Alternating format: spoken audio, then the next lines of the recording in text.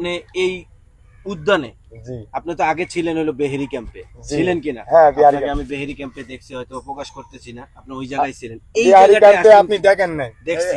দেখেন নাই দেখেন। আপনি ওইখানে গেছিলেন বেহেরি ক্যাম্পে? আমি দুইবার গেছি, কি কারণে কি জানেন? আমার কারণে ফ্যামিলি গেছেন? দেখা করার জন্য, আর ওই যে আইডি কার্ড আনার জন্য। হ্যাঁ। আর দ্বিতীয়ত আমার ছবি, যেটা আজমির শরীফ তসবিহ। জি। অনেকজন ভাই বলছে কি, সবাই আপনাকে উছিলেই তো মানুষ প্রকাশে পাইছে প্রকাশ নাকি? পাইছে, হ্যাঁ বলেন।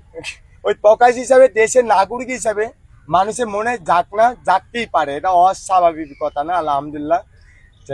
ওই উছিলা। ক্যাম্পে কি ফ্যামিলি আছে আপনার? হ্যাঁ, ফ্যামিলি কেমন? ওটা আমার মা বাপ, ওটা আমার অরিজিনাল মা বাপ না, তাও মা মানে বাপ। আপনাকে পালছে হ্যাঁ, যারা? এখানে দেখতেছেন আলাউদ্দিন। এটা দেখায় না, ভোটার কার্ড না দেখায় না? সমস্যা নেই, এটা সবাই আমার সরল মন মরতে রাজি এই আছে। জায়গায় রাখেন, ভোটার কার্ড দেখানো যাবে হ্যাঁ, না? আমার আইডি কার্ডের ভিতরে লেখা আছে পিতা আলাউদ্দিন, আলাউদ্দিন।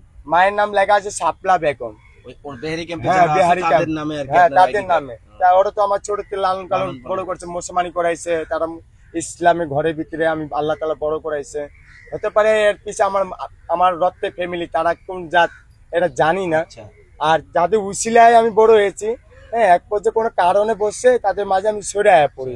কোনো কারণ আছে যে নাকি? কোনো কারণে হ্যাঁ, আমি চলে চলে আয়া আসছেন পড়ি। এদিকে। চলে আয়া পড়িতে আমার এর ভিতরে পরিচয় তো নাই, কোনো কিছু নেই।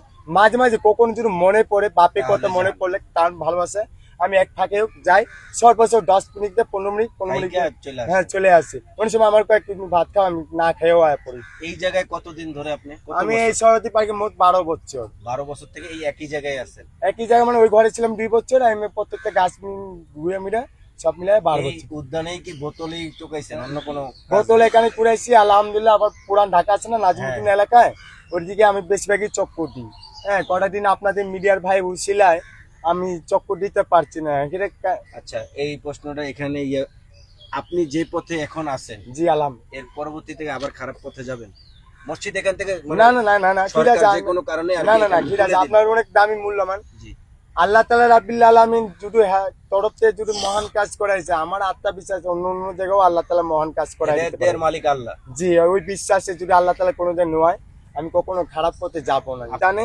আর আমি এও কথা দিছি আপনাকেও ভাই, আমি পড়াশোনার মনোযোগ যে কয়দিন আল্লাহ তাআলা এই সরকার রাখে, আল্লাহ তাআলা সরকার তরফে যে কয়দিন রাখে, সরকার যখন যা যাবে তাই আমি কবুল করে চলে যাব।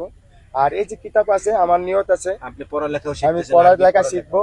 পড়ালেখা শিক্ষা যদি আল্লাহ তাআলা পবিত্র এই কিতাব যদি ধরার তৌফিক দেয়, হ্যাঁ, আমার মনে ইচ্ছা আছে। আমি কখনো কোরআন শরীফ পড়ি নাই, কোনোদিনই আলিফ বা তা হাতাই নেই। হ্যাঁ, আমার মসজিদ যে ইমাম সাহেব, হ্যাঁ, তাদের উসিলা যদি আমার যদি জিনিস শিক্ষা অর্জন হয়, আলহামদুলিল্লাহ।